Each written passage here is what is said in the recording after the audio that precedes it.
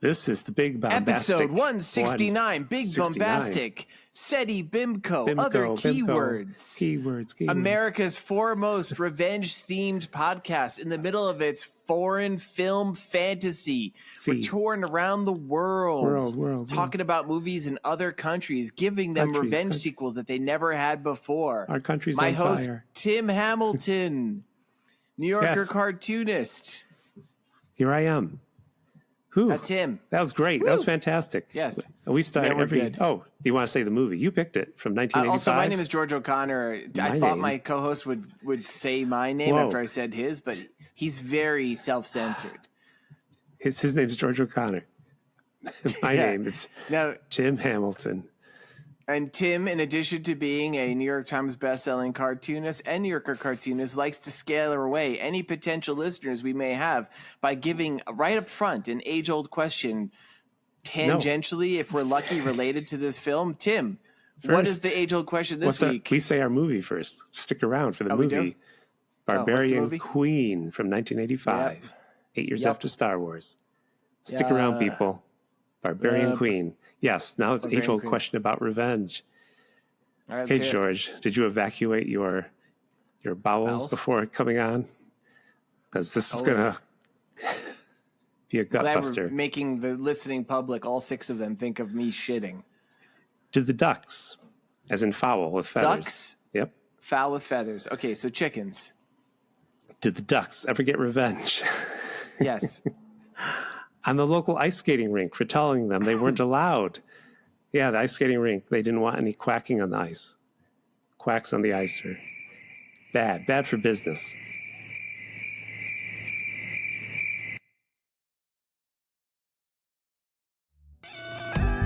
It's SEDDY BIMCO Part 2, The Revenge. The show where we create revenge sequels that nobody wanted. Quacks in the ice. How could you not like that? That sucks. You should have said quacks on the ice. You said quacking on the ice. Your delivery was terrible. Both cracking on the ice, quacking on the ice. Quack. Says there should have been. They couldn't have any quacks in the ice. That would have been better. Quacking on the ice sounds like what? What? I don't know. Tim. It's SEDDY BIMCO Part 2, The Revenge. Yeah. We're here again. We're here. Touring the world. We already said that. 169 episodes. Blah blah blah. All that jazz. Our country's on fire, so we're visiting other countries. What country did you want to go to, George? I chose Argentina's. That's like the multiple Argentinas. We didn't take a break Before we get into that, if there's anything going on. I do want to... Yeah, it's pretty exciting news. As of the day we are recording this, our most recent episode just dropped, which was another film I chose, Zombie Strippers. And this particular episode was one where I had recently been a guest star on the Jack Kirby podcast, much more popular than us podcast that covers the works of Jack Kirby. And Tim had listened to that episode, and he was a little hot under the collar, I think is the way to describe it, right? Well, and, he kind of just launched into on Zombie Strippers about how we need to be starting a feud with Jack Kirby because in this episode, let me just say this, people, I talked about, I'm like, my podcast that I do now, because I no longer do the Hypothetical Island podcast, my previous one I did with the outrageous Riley Brown. I said, I do this one called SEDDY BIMCO, and Tim was outraged. They just they don't care. They just kept talking about Jack Kirby. They just kept talking about Jack Kirby for some reason. Right going. And the Love Boat, which let's talk about his Tim cigar. Was like that. Yeah. And Tim got super mad. He was like, we're taking these guys down. We're making pejorative nicknames for them. We called, instead of Tommy and Mike, he called them Mommy and Tyke, which is pretty great. And so we're in a full on war, and they listened to the podcast, and they have posted about us today. They have told me in no uncertain terms that they are going to, I will be awash in abuse the next time I am on their podcast. So I'm on the front lines of this thing. So we are in a feud, and this is a real feud, not like last time when we feuded with They Who Shall Not Be Named, AKA Rat and Spider. Those guys just laid on the floor, curled up, and let us kick them in the belly till they voided their bowels. They were not worthy foes. They were quacking. they quacked were under the crapping pressure. on the ice. Yeah, why not? Why not? Yeah, that would have worked better too, Tim. You need to workshop these jokes better. Quacking, come on. So yeah, now let's levy. Should we levy another blow at Jack Kirby? I didn't have one lined up. Let's make. We know you're excellent at improv. Let's. Well, I thought you had one. You asked me. How about I got one? I just made one up right now. Yeah. How about Jack Kirby? More like whack Kirby. Am I right? Right. Oh, good one. Take that, guys. Oh, this is good. We just do better when we're fighting with someone, and then we finally have a worthy opponent. I'm excited. If you've been on their show, you've been a jacked off Kirby, right? Or...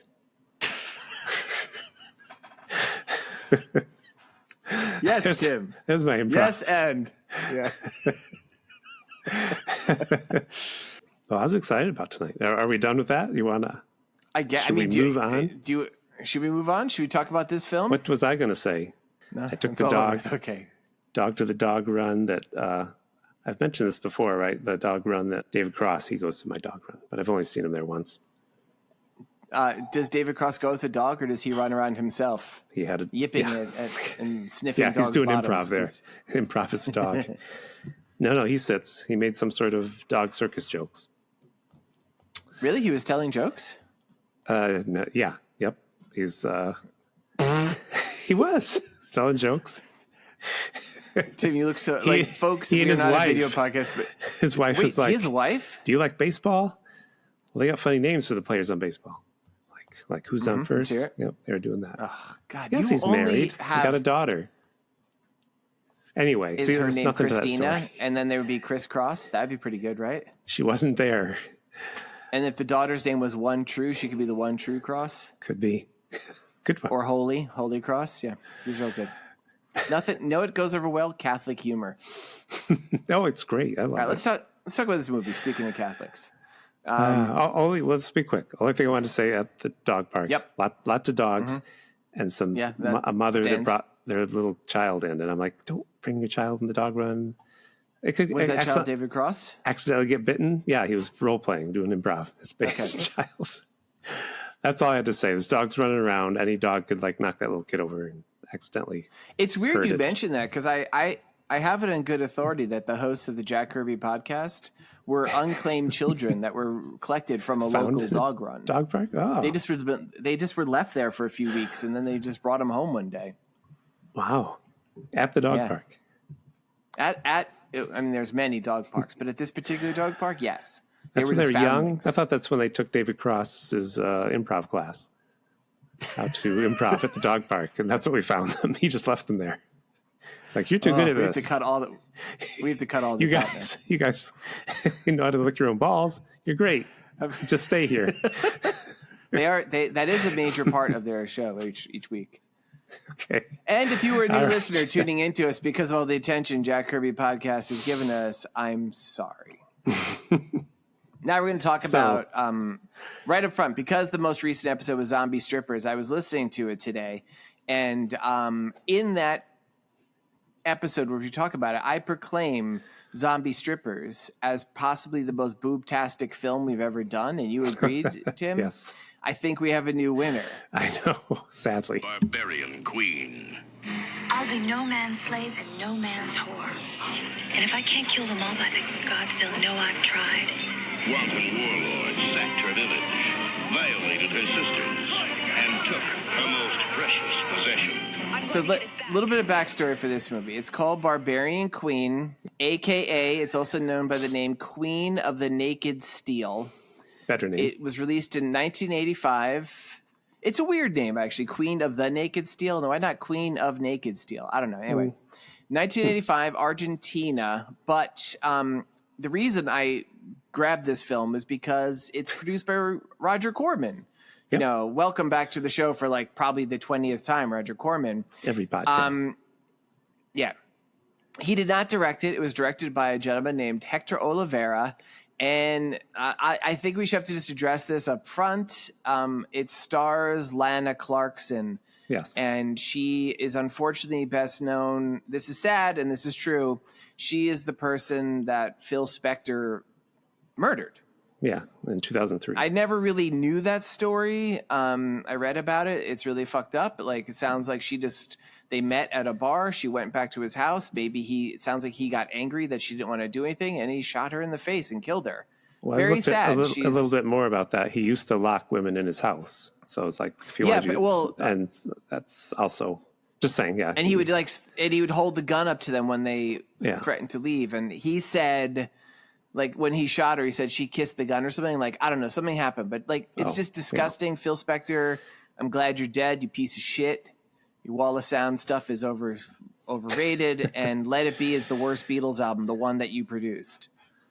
So, fuck you, you murdering piece of shit. So, and let me, so we got that little bit of sadness and unpleasantness out of the way. And let me also just offer an apology to Tim and to the listening public. This movie is pretty, I don't know. Trigger warning we're not going to make jokes about it, but trigger warning for lots of gang rapes.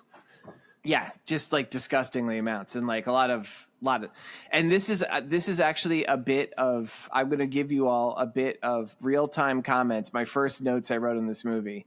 I'm sitting there, I'm watching it on my desktop computer, which sometimes cuts out unexpectedly. I'm typing on my laptop, and I go, at first I had it queued up. So we're just looking at like a scene of a swamp, and I'm like, oh, it goes from Boggy Creek. If you've seen any of our listeners in our Boggy Creek episodes, they would start with these bucolic images of swamps. And I hit play, and then immediately I write, oh, it's going to a scene out of Chim's childhood where it's just these like weird hicks chasing someone. And then immediately becomes, and I just wrote, oh no. Yes. Because it just immediately becomes them assaulting a woman. I'm like, what? And then my computer died not once, but twice right here. Yeah. It's like, it clearly didn't want to continue along this thing. So I ended up watching it on my laptop. Well, the odd thing right after that is when credits play, and the credits are like this adventurous music. You just saw a woman get raped. It's so weird, right? Yeah. Mm-hmm. It sounds like it sounds like I wrote faux Spielberg music. Yeah. It sounds like something you would see in like an Amblin film in the 80s.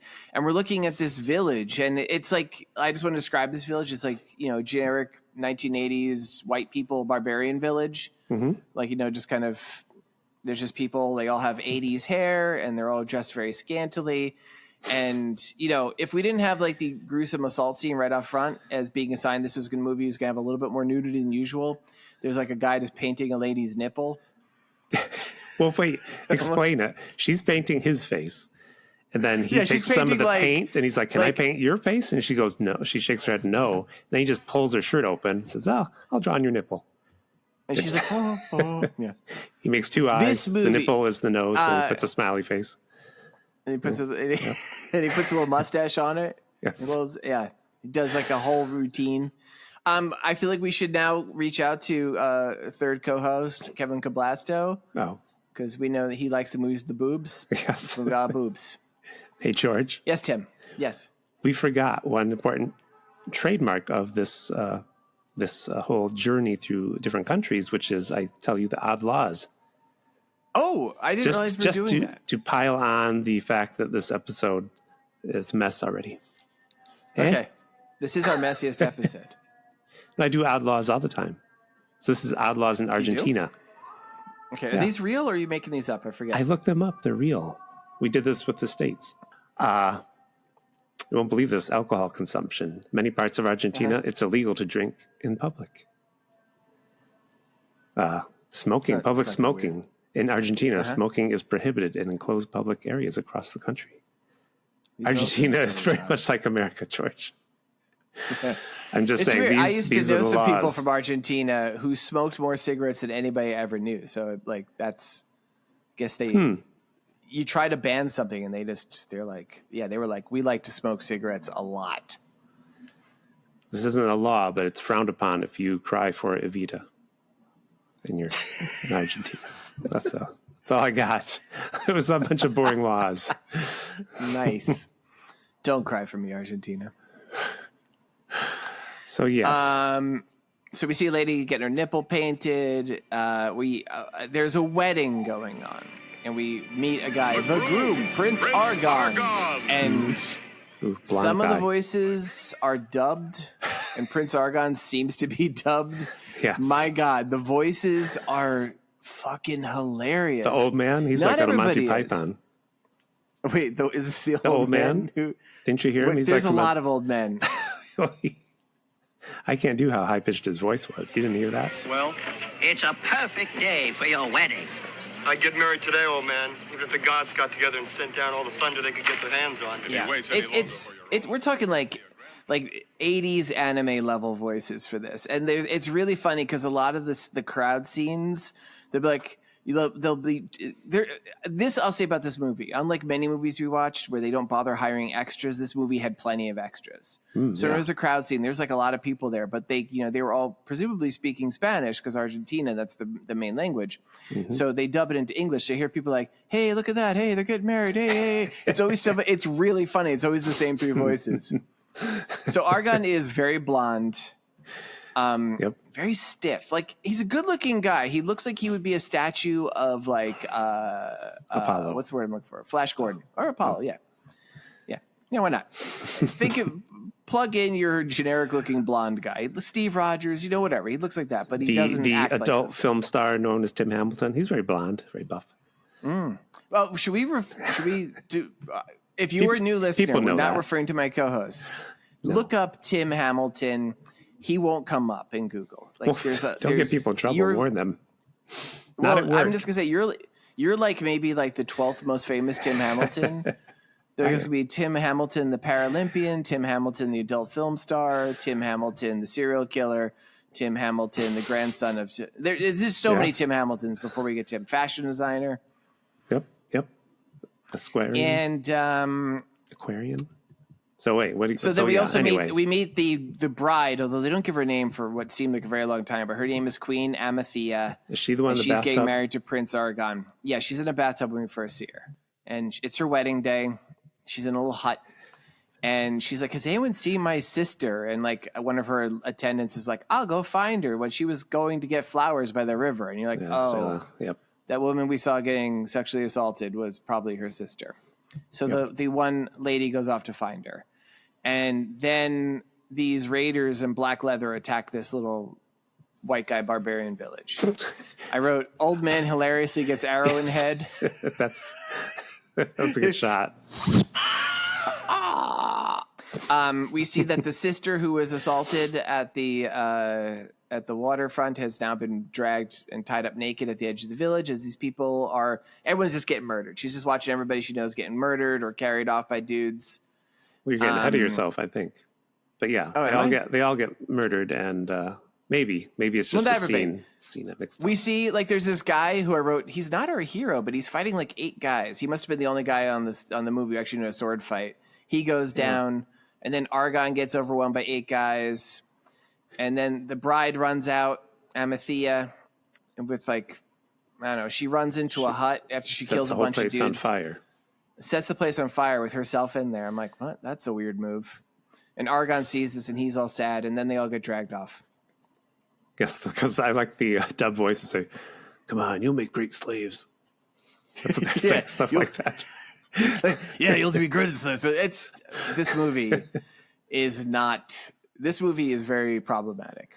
It is. At this point, so like now the village is just full of dead people, and all the attractive people being carried off. And the lady who is looking for the sister comes back, and she's crying. And then the burnt down hut that was the queen's, she walks over to it, and like the queen just kind of pops up out of like the she hit herself under the debris somehow. Survived. Weird move. I just will say, if I'm ever being attacked, I'm probably not going to set fire to the little tiny hut I'm in and wait in there. It just seems like a bad move. But she's fine. She doesn't even scratch on her. And you said the attractive people got captured. I would also say the 3 women we're left with are very attractive. They're obviously models. Yeah. Yes. I'm just going to say that's the point of the movie. Yes, it is actually. Athea asks, "Did you find my sister?" And she's like, "No." And then Athea says, "Today was my wedding day. The only thing I have left is what might have been." All right, Tim, here's my first list. Ooh.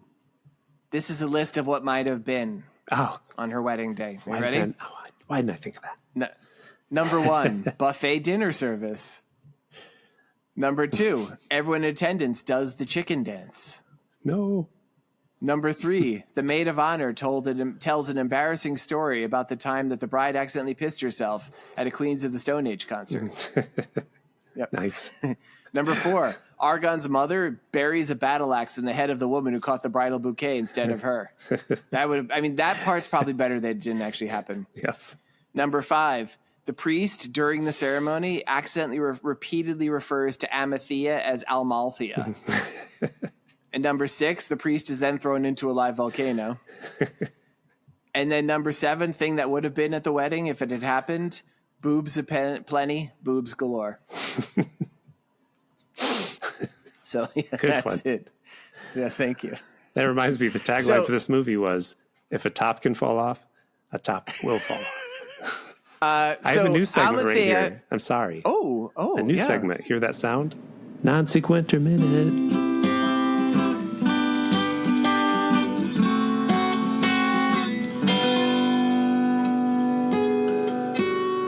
It's pronounced non-sequitur. This is a new segment for when we see... Oh, what a weird noise. Did you make that with your armpit? Problematic movies like this, because I thought we wouldn't talk too detailed about it.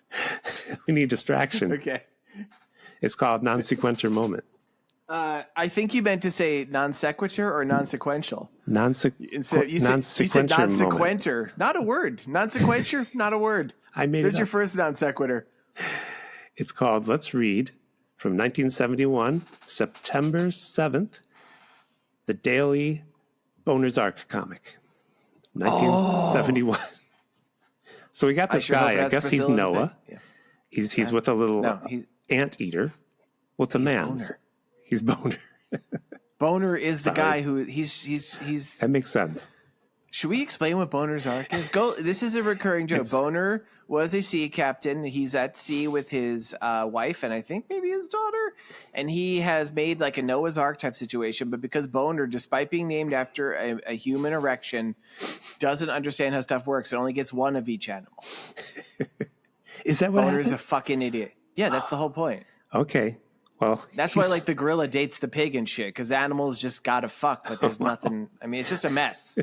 This is a mess. Boner's there with an anteater. So an anteater, for those who don't know, they have a long nose, in cartoons especially. Yes. He's talking with the dog that looks like Sarge from Beetle Bailey because it's drawn by the same person. So he says to the dog at the table who's working, Mort Walker, he says, "Your math could stand a lot more work, Spot." And then the Boner and the aardvark walk away, and the aardvark says, "Yeah, let's get at it, buddy. Get that old nose to the grindstone." And then the dog says to the aardvark, "Your nose could use a little time at the grindstone too, buddy." Because aardvarks have a long nose. That's the joke. 1971. Do I hate Mort Walker now? I think I might. He spent all day on Beetle Bailey. He just did this on Sundays or something. What do you think? Because to celebrate our new feud, how badly in the street, like a dog, do you think Jack Kirby would beat Mort Walker if they ever meet? Would he just humiliate him? Like just pull his pants down and just beat him? What kind of a dog would Jack be? Or what kind of beat down? How bad would he beat him like a dog in the street? Oh, I see.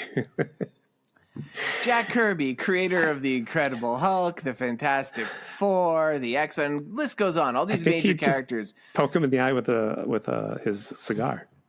Oh, I hope so. Put it right out in his fucking face. He'd say, "You only need one eye to draw these crappy comics." And he goes, "It's your brown eye," and he shoves the pencil right up his ass. 2 eyes is too good for yous. Yous. All right. Anyway, let's go back to the movie. Yeah. So Athea and her handmaiden, whose name I hadn't figured out yet, so I haven't written down my notes. Is that Estridge? Estrid? It's a name. It's like Erica or something. Estrid. I have Athea, Estrid, and Tinara.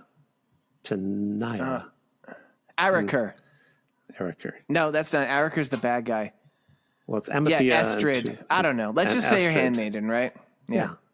She's very hungry. She's the one that's like, "Hey, I'm hungry. Come on. I know everybody's dead, but I'm hungry." Let's just mention like they're all incredibly gorgeous. Like this is the thing.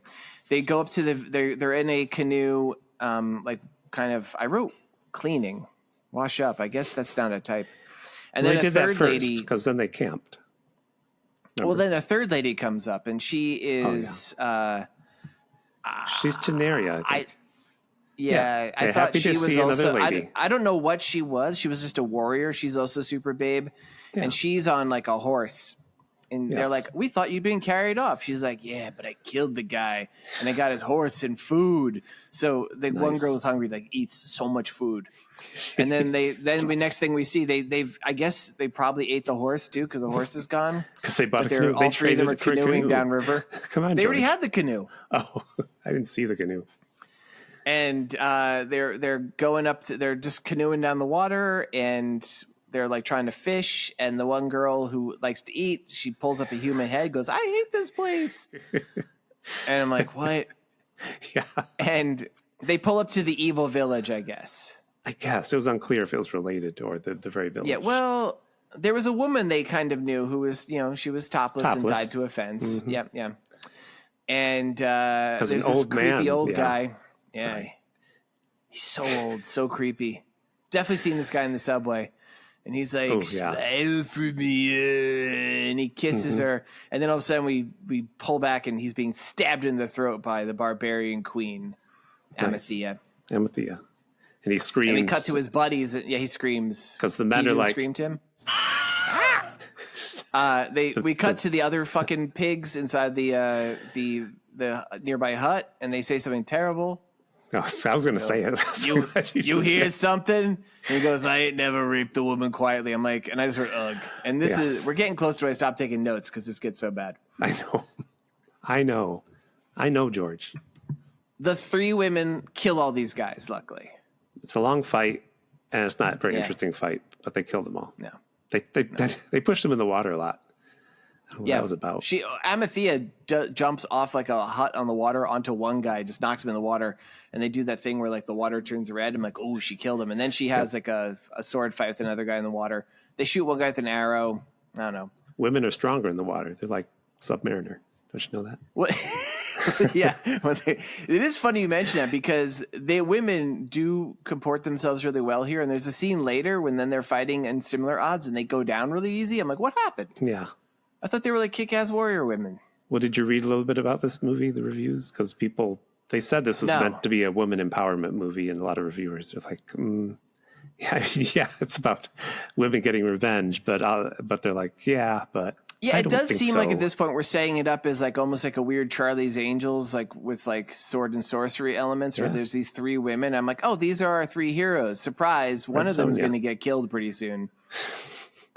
We should. Oh yeah, did they find her sister yet? We mentioned that. No. Is that then here? they shortly thereafter they meet other people on horseback and a little girl. Is that later? But they find her sister. I have it here. They find Athea's younger sister hiding in a hut. Well, and she was in the hut in that village, and she's not due. First they meet these people who are the quote unquote resistance. Yeah, and there is this little girl who I didn't realize was a little girl for quite a long time. I wrote down. She looks like she has Tim Hamilton's. I said, little kid with dumb voice and Tim's old haircut offers to sneak them into the city. He was like the youngest kid on the Brady Bunch. Yeah, just like this little kid. Here's the story. There's this bad guy named Araker, and he's just raiding all these villages and killing everybody. The resistance is people from another village who haven't been killed, but like we don't really see them ever resisting much until they're inspired by Athea. But they have a way of sneaking into this city that Araker runs. And so this little girl who has Tim's haircut and a dumb voice sneaks them into the city. Okay. And then they immediately get caught.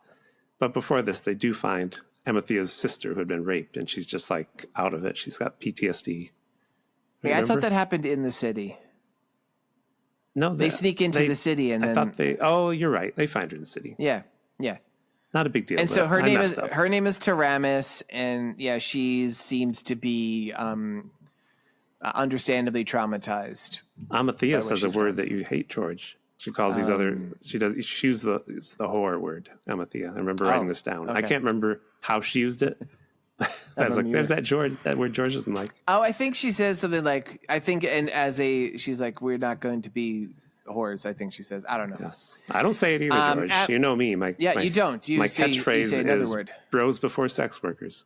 That's what I say. You know I say that. You say all the time. It's weird because we won't be talking about anything about any of those things. You just bring it up. We're like, you're discussing your new children's book pitch, and you're like, remember what I always say, bros before sex workers. And the editor's like, I just remember we can't hire you. I just want to mention this really quickly because it comes up. The father of the little girl that looks like Tim has an eye patch. I just call him eye patch. There's so many characters. Yeah, I call him eye patch too. Yeah, there's so many characters. When we meet him, he leads the poking resistance. a stick into a man. What is it? I wrote that too. He's just, I said, dumb guy with eye patch poking fat guy in belly with spoon or some shit. That's what I wrote. I didn't think it was torture. Okay, I thought we're supposed to mean he's a doctor. I think he's healing him. Yeah. Yeah. I don't know. So the three women get snuck into the city by this little girl. They discover Taramis, the sister who is traumatized. They also see Argon, the prince, and the other men who are being sold as gladiators. Now, I got behind on you. Yep. Taramis is the sister who was raped, right? The younger sister. Yes. Yeah. And let's come up with a different word. I don't like saying that word. Let's say something different. Well, I won't say anymore. Just Tamaris was assaulted. Yeah. Yes. She is outside with them because she's falling asleep on a horse. You're right. Because, George, that's weird. Oh. Is this a list? I have a list of reasons why Tamaris was falling asleep on her horse so much. Okay. It's Taramis, but yeah. Taramis. Reasons she was falling asleep on her horse.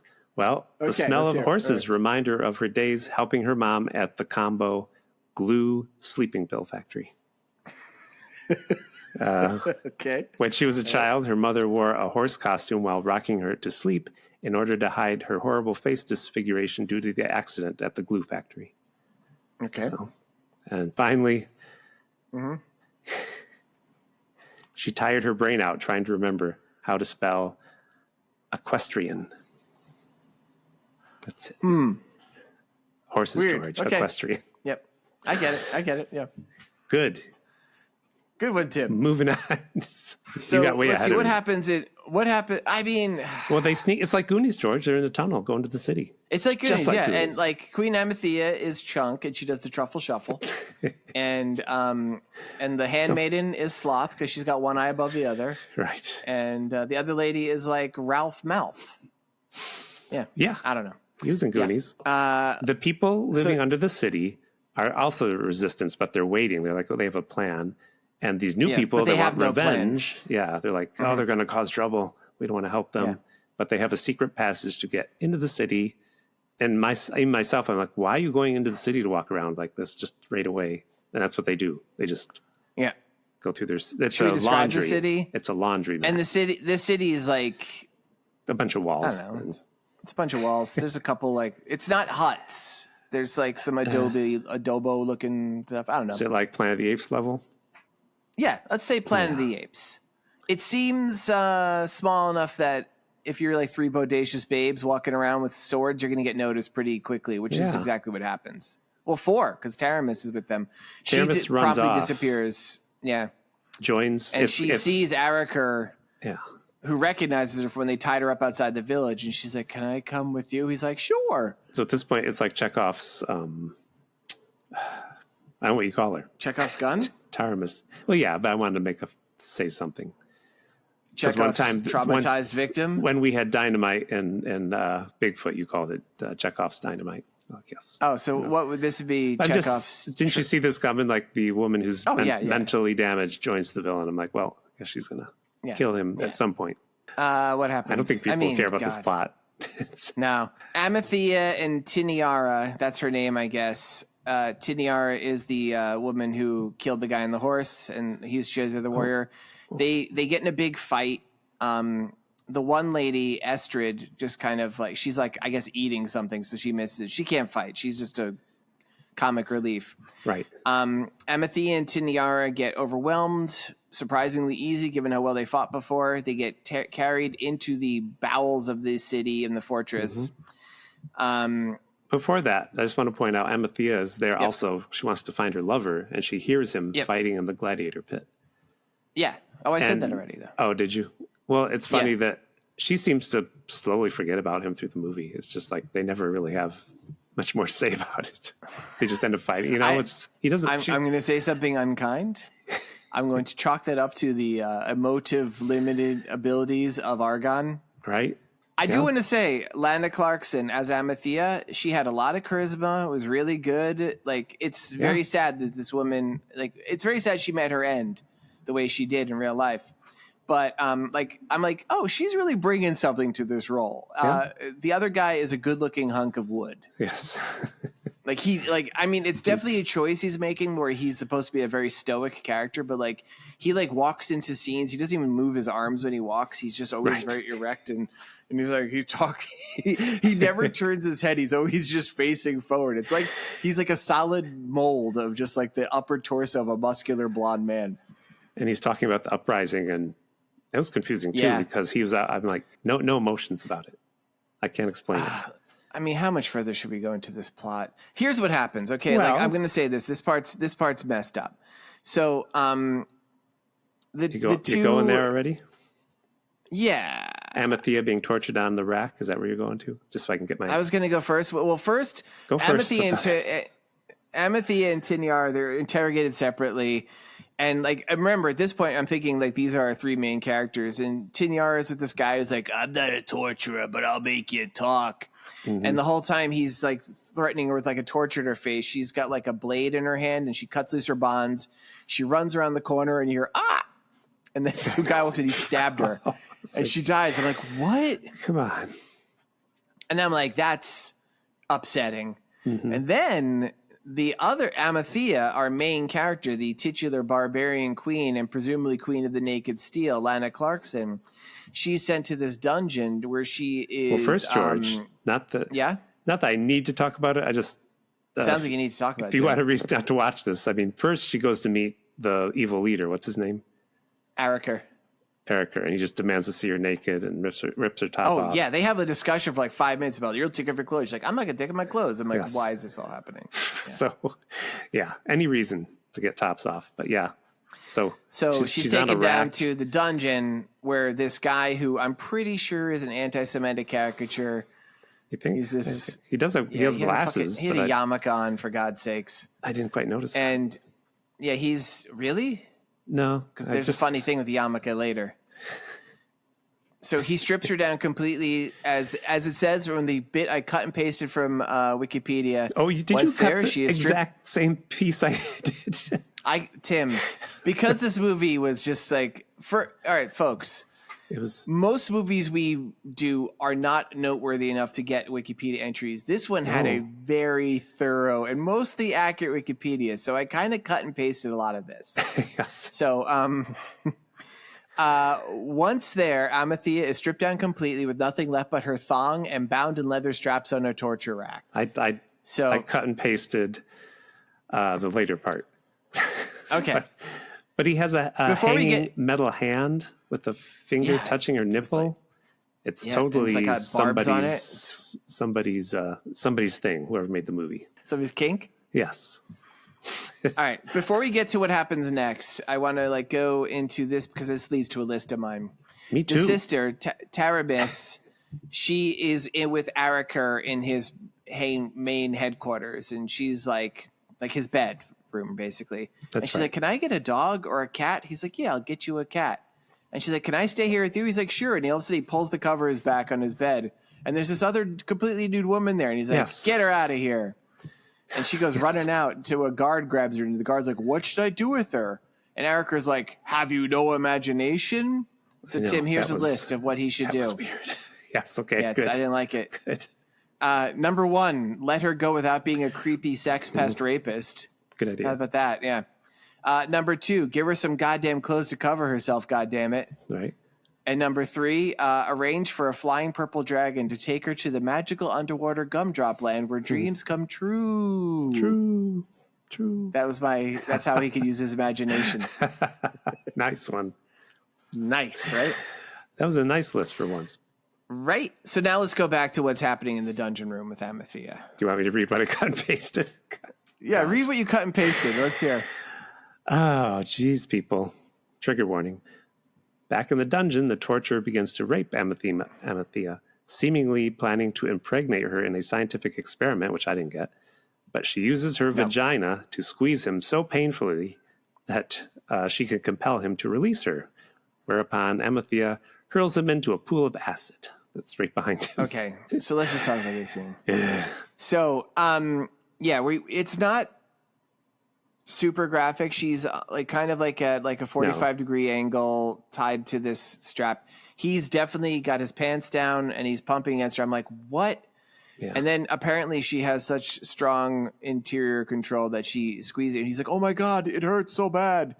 And she uses her super powerful muscles to squeeze his penis so hard that he lets her go. And then she pushes him into acid. And now this is what's so fucking funny later. When we see it later, I missed the yarmulke. I saw his glasses. They come back in. His skull has his stupid yarmulke and his stupid glasses on. How did I miss that? I think I was focusing on why has he got these stupid glasses? Yeah. So, George, this is the 80s. Yeah. Oh, list.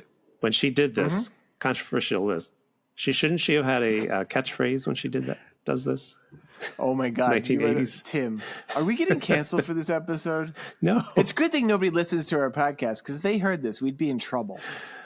So one she thought it was, right. How about a little crushed peanut? Oh man.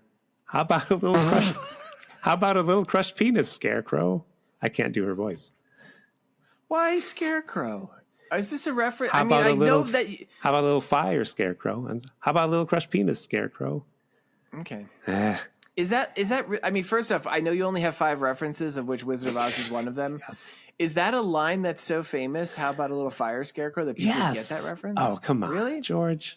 What do you think is the most famous line? If you were listening and you agree with that, please write to us at SEDDYBIMCO with an E at the end at gmail.com.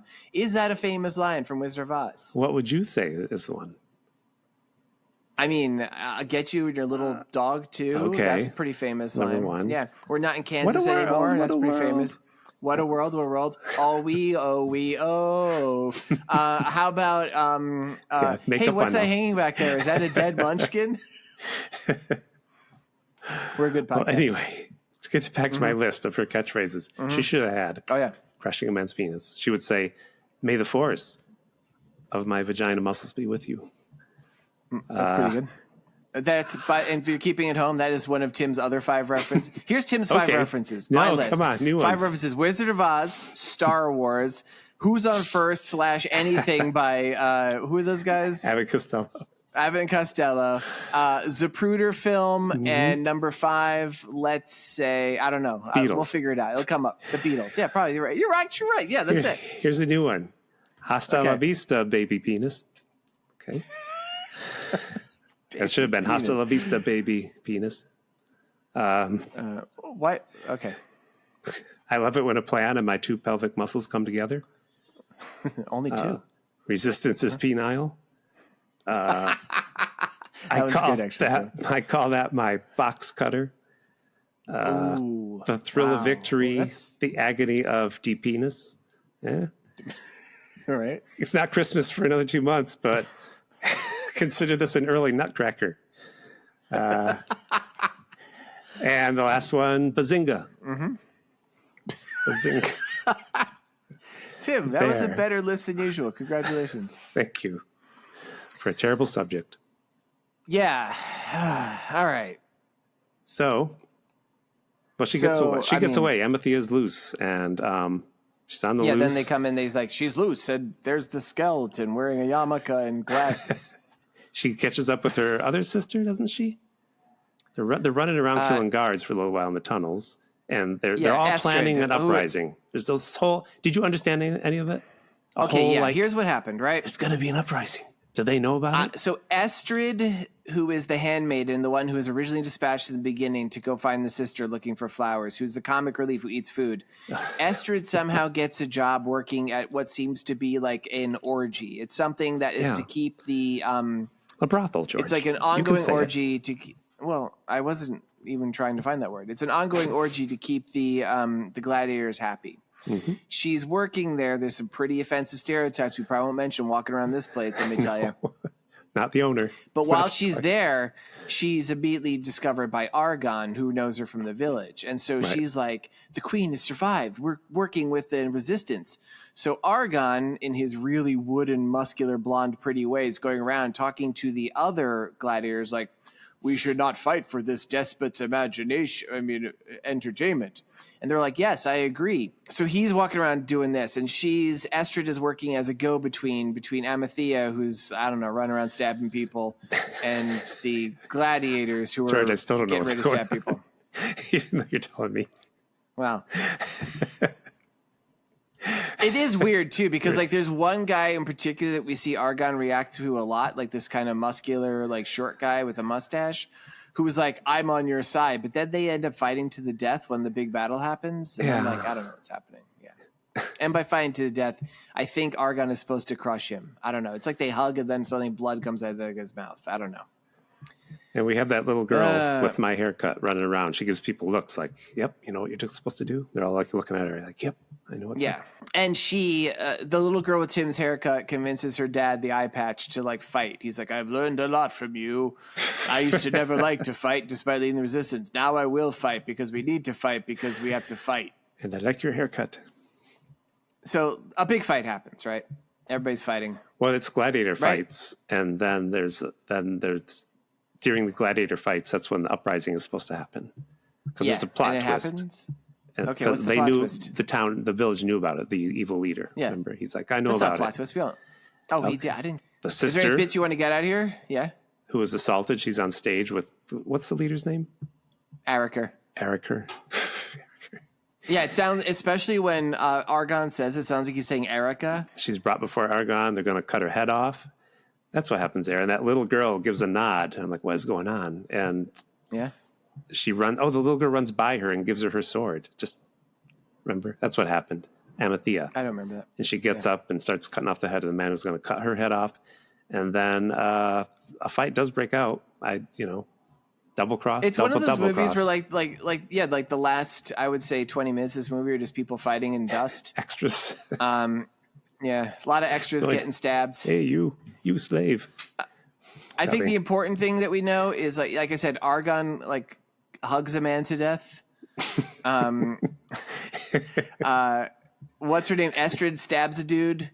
Everybody gets their moments, right? But Ariker and Athea are in this like final battle. Now we've been told repeatedly, we've seen her fight. Athea like really kicks ass. Ariker is kind of like an old guy, looks like Muammar Gaddafi. Like he doesn't seem to be a good fight, but he's fighting her pretty well. He pulls out a sword and they're fighting. Okay, so Ariker, who, as I mentioned, looks like Muammar Gaddafi, he's fighting with Athea, and she is somehow defeated and disarmed by this guy, and he's about to deliver the killing blow. And as Tim said, Chekhov's trauma survivor stabs him in the back. Yep. Taramis stabs him in the back. And then he turns around and he's about to stab her. And then I'm like, oh my God, like it really seems he's going to kill her because Athea is not getting him to do anything. And then weird close up his face, he goes, and he dies. and cut and paste a line from what it says in Wikipedia. Athea and Argon are reunited and celebrate the liberation of the city from Erica's tyranny. Did you see that happen? No, that does not happen. I know. I don't think they ever have another second together. The movie just kind of like they die and like credits. Still this long view. The credits. It's one of those movies where it's like, you don't need a denouement. You don't need it. No, just everything's fine. Yep. That was it. It was only an hour and 11 minutes. It was a short movie. We cut shit out, but like it wasn't much. No, it was just like a lot of going back and forth. Like it's like they filmed this thing and like they were clearly like, I really am excited about the prospect of about filming a lot of boobs. And I think we fit all the boobs in here we could, but like the movie's only a half hour long or like 45 minutes long. We got all the boobs we can. And they're like, hey, that stupid kid with the dumb haircut over there. Let's do a whole subplot where she spends 20 minutes talking to her dad with an eye patch about helping a fight. And then who cares? Yeah. It was I apologize a hard one. Again, Tim. Hard one to make lists of. Yeah, but I take what I'm given. I don't complain. I make the lemonade. There was a scene, I was watching this film, and there was a bit when my wife came in to show me something, and I was like, thank God she came in during the 1 3-minute sequence where there wasn't a naked woman on screen.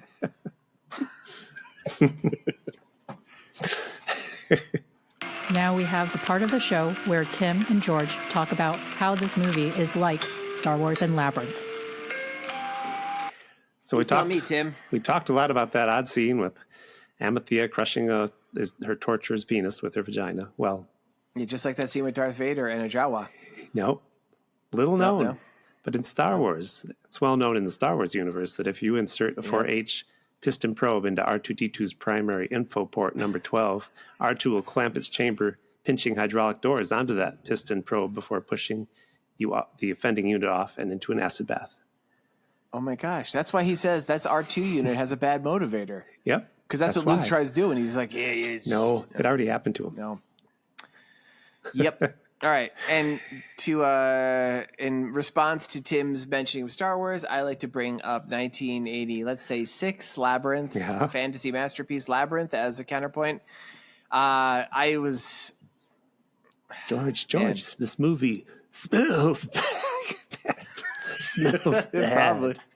No one in all. I actually wrote it. They both have strong female leads. I felt like I was being charitable. Like I was reading about Lana Clarkson and what happened to her in real life, and I felt sad and I didn't want to make fun of it anymore. So I'm like, they both have strong female leads. Yeah. She did her best.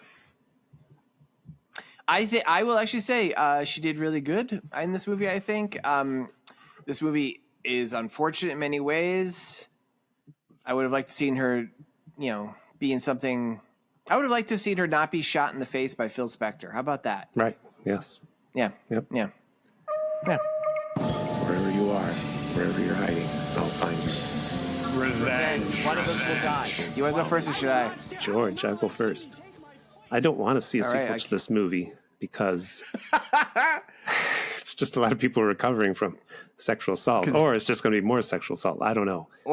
Breasts have lost all meaning after this. You're like, I don't even care anymore. Yeah. So I guess what I did? What? I reached into a parallel universe and took a revenge sequel that my alternate Tim Hamilton persona wrote for the other. Did the alternate Tim Hamilton write it as a musical? Nope.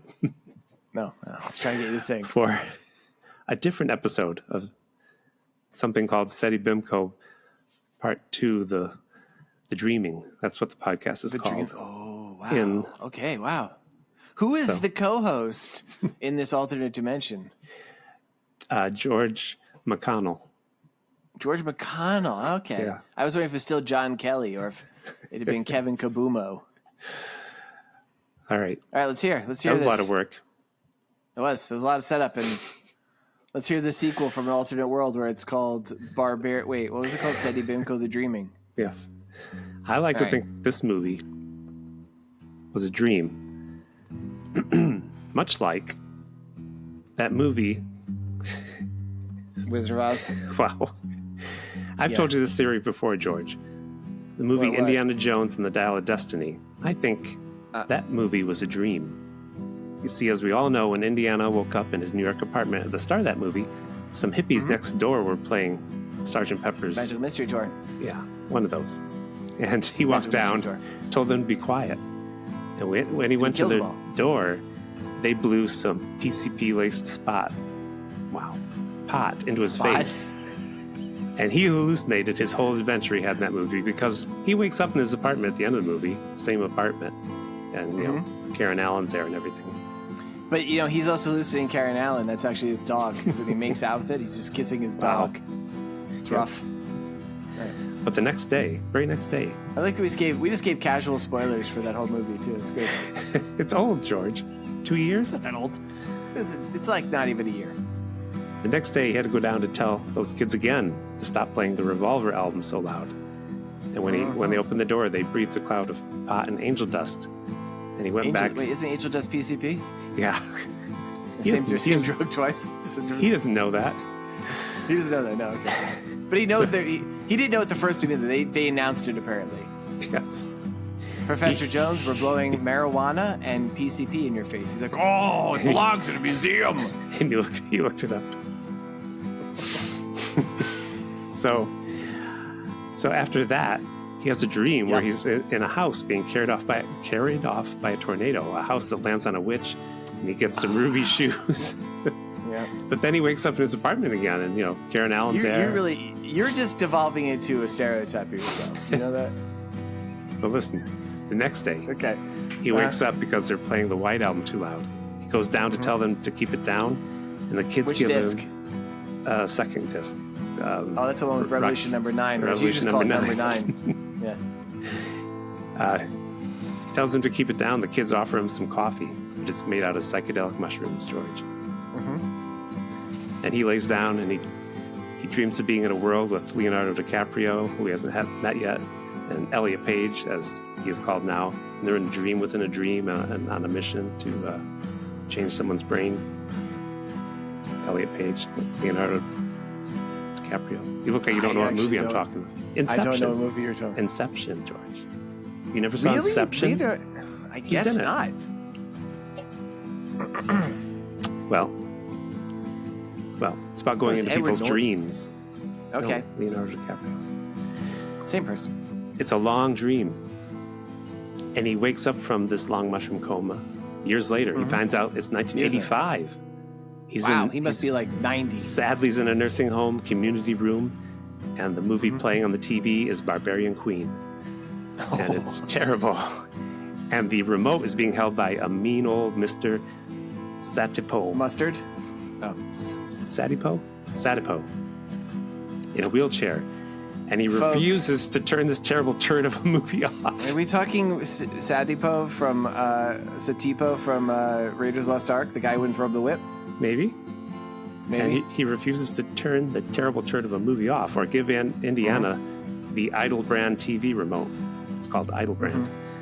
But Indiana sees he has dessert in his tray in front of him. Pie with whipped cream.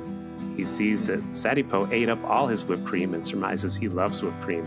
So Indiana says to Satipo, "Throw me the Idle Brand remote. I throw you the whipped cream." The end. It's just the end because I didn't want to talk about this movie anymore.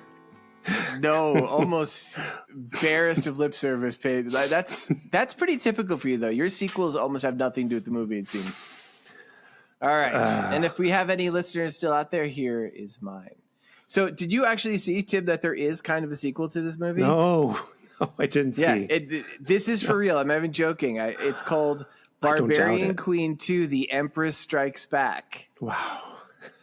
Now, this is what's weird is apparently, even though it has Lana Clarkson playing the main character, like it's a completely different queen, Barbarian Queen and stuff. Just different characters. But it's hinted. She's called Princess Athea this time.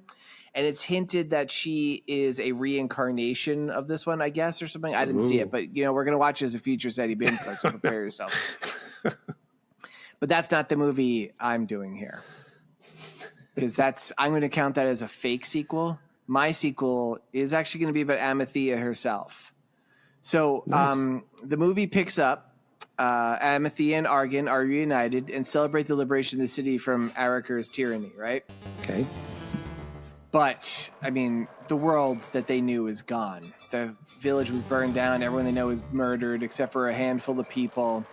And that's a hard thing to deal with. Their relationship just kind of breaks apart. She's tired of the fact that Argon can't seem to move his face or neck or arms. And so she just kind of goes off. And she, travels the world of whatever the fuck world this is, doing deeds, righting wrongs. Giving naked steel to people who need it, righting wrongs, using her exceptionally strong pelvic floor to crush people. And one day, she decides, she's just like Indiana Jones. She's having adventures that bend the edge of the world, right? And one day she discovers the vibrations that separate dimensional planes. Oh. Have you ever heard that? How worlds, they call it the music of the spheres. Each world operates on a different vibration. That's how I got my revenge sequel. Yeah, we explained this. Yeah. she actually travels through this like wall of sound, and she comes into our world. Ours, or the one with SEDDY BIMCO Part 2, The Dreaming? The one with SEDDY BIMCO Part 2, The Revenge. Okay. Though I will say, Tim, it's years before this happens. All right. And she lands in the magical land of Los Angeles, and she's this statuesque, tall, blonde woman with a sword who's dealing justice. And there, she finds and murders an evil specter. Oh, got it. Yep. The end? Yeah, see the wall of sound, evil specter, right yes. before he's about to shoot an innocent actor in the face, and there, that's the end. Then the revenge is called, what is it called, Tim? Take that, Phil Spector. That's all I can say. Fill her up. Big jerk. No, that sucks. How about The Adventures of Barbarian Queen of the Desert? Okay. Yeah, it sucked. Anyway, Desert. yeah. Priscilla Queen of the Desert make reference to. I don't know. Look. Hey. Yeah. Tie it together like Indiana That's the world I Jones. wish happened. I wish that she came through into our... That would be weird, though, because then there'd be two Lana Clarksons, and they'd be like... I don't know. They'd probably have a tickle fight. That's what I would do if I ever met me. Like, Tim, if you ever met, like, another Tim Hamilton, who was actually you, not one of the other famous Tim Hamiltons, what would you do? Like your doppelganger. What would you... Would you tickle them? Because you know exactly where you're ticklish. I don't know. That's weird. And you'd have to kind of do it immediately, because if you didn't, they would probably start tickling you. It's like being an artist. I guess I would think that'd be great. I'd say, hey, you draw this while I write this. And can I tell you? We'll trade off tomorrow. You know when people ask you the question, like, at parties, the sort of parties you and I go to too, they're like, which X-Men would you want to have the power of? Right. And like, there's always some loser like, I'd be Wolverine because I'd be no, fuck you. I'd be multiple man. Yep. And you're gonna say multiple. I'd make 200 copies of myself and draw a book in a day. And failing that, I'd be Cypher. No, they'd be like, well, that's pretty impressive. I guess now they'd be suspicious because of AI. So maybe I had the powers of Forge, and I'd create giant killer robots. This has gone so off the rails. It's off the rails. So off the rails. I was trying to talk about Goonies. I thought we'd be talking about Goonies all night, because this movie is like Goonies going through the tunnels. That's your fifth reference, Goonies. It is that. I don't even like that movie. Right. Yeah, you mentioned it a lot, though. I was older when it came out. Well, it affected me. I was older, and most of the time while I was watching the movie, I went because it was like a Spielberg production. And everybody was like, Spielberg. It's actually Richard Donner, the director of Superman. But Spielberg produced, wrote right? it, I think. Oh, wrote it. He's involved. He's definitely involved in it. You're right. So I went, but most of the time I was like, how did this get made? That man is like the product of parental abuse and some sort of birth defects, and he's part of the joke of the movie. Sloth I was a little bit older. I wasn't like a little kid who's like, whoa, pirates. So I liked it. I mean, I liked that movie growing up. Yeah, I was a little bit younger. I really thought that it was a pretty kickin' theme song by Cyndi Lauper. Yeah. But that was just that was the weird part. I was like, how? I really thought, how did this get made? That this doesn't fit together. Apparently, it was a huge hit, right? Yeah, I think so. Yeah, I think so. I'm surprised they didn't make a sequel. They're talking about making one now. I'm like, oh, please don't do it. Yeah, don't do it. Don't do it. Did we get mail this week? Nope, not when I checked. Boo. Oh, that's the wrong one. Nope. Maybe, folks, if you're listening and you want to write to us and tell us how much better we are than Jack Kirby, our sworn enemies. Tell us some of your favorite sequels we've come up with. Or tell us your own. Anything. As long as it's not, do it. Longer than 10 words, because that's long. Yeah, 10 words. Wow, that's tough. That's tough. Can you do it in 10 words? We'll give you a prize. Okay, what's the prize? I don't know. Tim Hamilton foot rub. He's gonna rub you with his feet, though. That's what it means. You don't want that. His toes are like blocky squares. Scratch and rub. All right, same time. All right, so that's it. So what's the movie next week, which I'm not going to be here for? So George, you have to go on a special secret mission. So Kablasta's I'm on a special coming. Secret mission.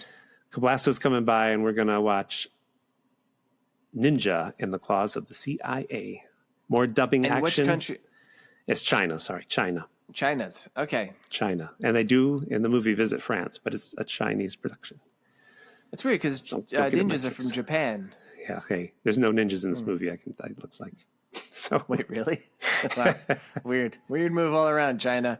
Yeah. Hey, that was amazing, George. Great. Yay. Fantastic. Hey, sorry again for making everybody watch this.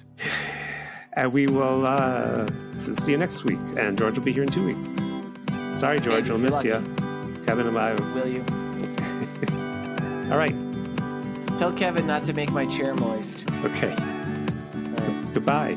Go your own way. Bye, everybody.